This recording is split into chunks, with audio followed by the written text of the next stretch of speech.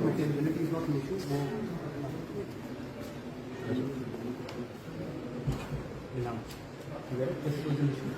But there is a likelihood, अगर supreme court एक parliament के एक्ट के खिलाफ एंटीसिपेटरी इंजंक्शन ऑर्डर कर सकता है तो हमारा क्या कुछ नहीं और वैसे भी जो है नहीं DGFIA and Secretary Interior has been directed to file the comments and appoint officers to appear in person to inform the court. And what more do you want? they are not following their duties. I didn't know what you were saying. I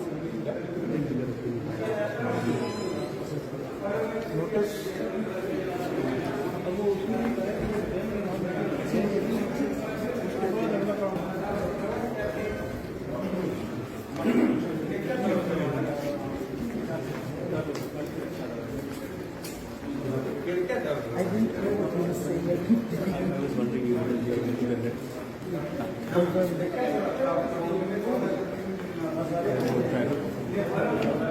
Shireen साहब साहिबा खान साहब ने कहा है No कि comment. अगर आप आना चाहें तो always welcome to PTI. Iman, can you call you?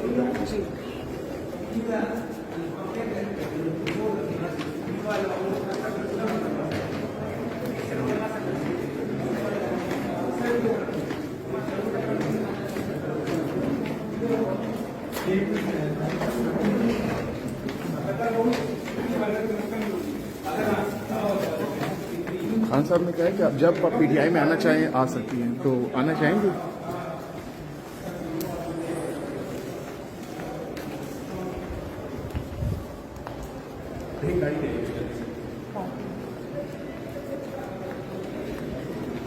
अच्छा, आप किधर हैं? कौन कर लेते हैं? पहले में आप लेते हैं।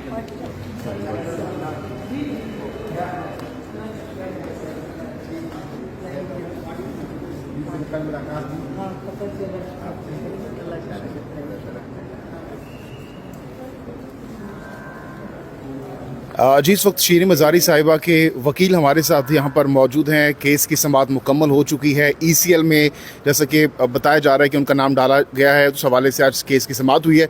शीरीन मज़ारी साहिबा ने गुफ्तगू करने से इनकार किया है। अब हम उनके वकील से बात करते हैं। बताइएगा आज की समाअत में क्या कुछ हुआ, क्या दलाइल दिए गए, क्या जज साहब की जानिब से क्या ऑर्डर्स पास किए गए? आज जज साहब की जी ये कंसर्न थी कि इनका नाम आपको कहाँ से पता लगा है कि इनका नाम ECL के ऊपर या PNI के ऊपर है। अनफॉर्चुनेटली मैंने जज साहब को बताया कि जो आजकल लाकानूनियत है और जिस तरीके से गवर्नमेंट अपने फंक्शंस को परफॉर्म कर रही है, अगर नाम नहीं भी है तो एप्रीहेंशन एग्जिस्ट करती है कि इनके फंडामेंटल राइट्स जो हैं वो यूसर्व किए जाएंगे, यानी कि इनको इमिग्रेशन काउंटर पर रोका जाएगा। तो जज साहब ने वेरी काइंडली हमारी बात को अप्रिशिएट करते हुए, कानूनी दलाइल को अप्रिशिएट करते हुए सेक्रेटरी इंटीरियर और DGFIA को डायरेक्शन दी है कि विद 3 डेज़ वो अपने कमेंट्स फाइल करेंगे और बंदे अपने ऑफिशियल्स को डिप्यूट करेंगे और वहाँ के कोर्ट को इन्फॉर्म करेंगे वेदर और नॉट डॉक्टर शीरीन मज़ारी साहिबा का नाम इस लिस्ट के अंदर मौजूद है कि नहीं है। अच्छा, आप वकील साहब ये बताइएगा कि नौबत क्यों आई, ज़रूरत क्यों पड़ी है उनको यहाँ से मुल्क से बाहर जाने की, क्या वजह, रीज़न क्या है सॉलिड?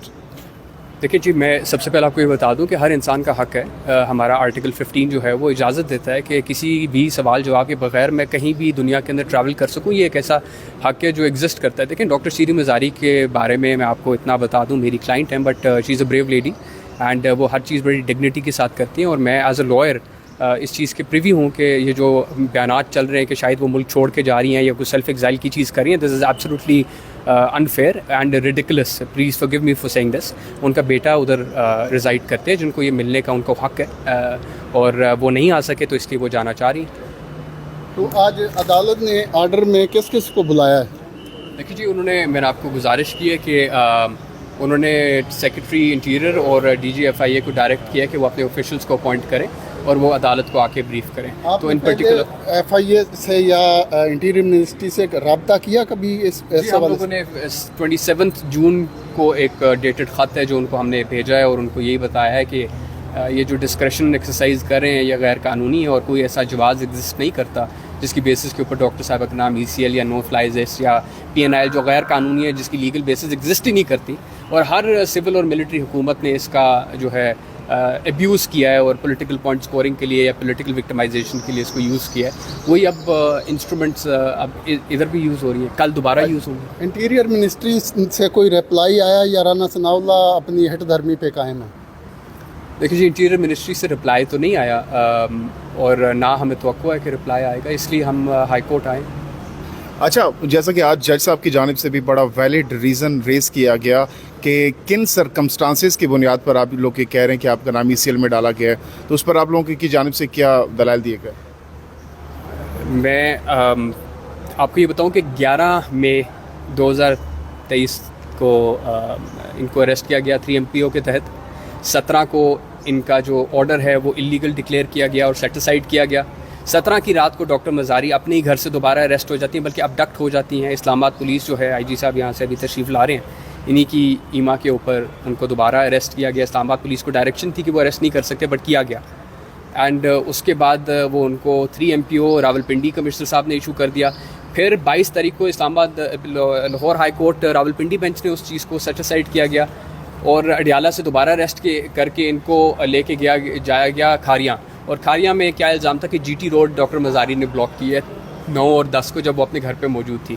सो अब इसके बाद मेरा ख्याल से कोई मैं यही जज साहब को समझाने की कोशिश कर रहा था कि अगर कानून जब पब्लिक फंक्शनरीज कानून के मुताबिक चल रहे हो तो फिर तो इस तरह की एप्रीहेंशंस जो हैं वो उनका बुनियाद नहीं एग्जिस्ट करती, कोई जवाज़ नहीं एग्जिस्ट करता। बट माशाल्लाह जिस तरीके से काम चल रहा है उस सिचुएशन के अंदर हमारा एप्रीहेंशन बिल्कुल ठीक है। कल लाहौर हाई कोर्ट ने भी एक आर्डर दिया है कि क्वेश्चनमेंट का जो असल फोरम है वो ये नहीं है, आप मुतल्लिका अदालत में जाएं। इसके ऊपर बहुत सारी जजमेंट्स है जी, और आमिर फारूक साहब की अपनी जजमेंट है, 2019 की जजमेंट है, if I am not wrong, PLD में रिपोर्ट हुई है, और उसमें ये कहा गया है कि अगर हुकूमत रिप्लाई ना कर रही हो तो वो एडिक्वेट और एफिकेशियस रेमेडी नहीं है। यानी कि आर्टिकल 199 में आते हैं तो कहते हैं कि कोई रेमेडी एग्जिस्ट करती हो तो पहले आप वो रेमेडी अवेल करें और फिर आएँ।